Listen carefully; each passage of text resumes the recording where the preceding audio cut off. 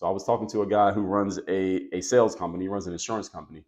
He was telling me that he has a big team. And he was telling me that all I need my agents to do is to make sure that they're closing 40 deals a month. If you close 40 deals a month and everybody on my team closes 40 deals a month, we'll be doing excellent. We'll be doing perfect. And all people had to do is follow the process that we have laid out. And he has a whole process and a system on his team for what they need to do in order to hit this. We just need everybody to follow the damn process. And one of the problems, challenges, one of the reasons he's talking to me is that people on my team don't always follow the damn process. So he wanted someone like me, a fresh voice. It's not like everything, it is that I'm saying some things that he hasn't said, but it's not like I'm coming with a whole completely new thing.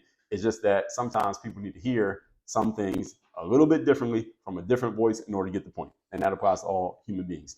The point here that I'm making here is that when the process is clearly laid out by someone who already knows how to achieve the goal, all you got to do is follow that shortcut. So again, I told you episode 25, systems versus goals. They work together. They are not opposed to each other. It's not like you got to pick one or the other. They actually work together. Following the system gets you to the goal.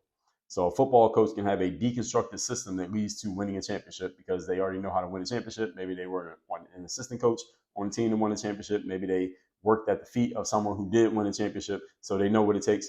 And if everybody follows that system, assuming you have the right ingredients, the more often than not, that team will end up with a championship, as long as people follow the system. Usually people end up not reaching their goal, not because there was something wrong with the system, but simply because people could not adhere to the system. There's a gem in that sentence that I just said. I'm going to break it down and pull it out for you. Many times, let me say the point again. Many times people don't reach a goal, not because there was anything wrong with their system, but simply because they didn't follow their own system.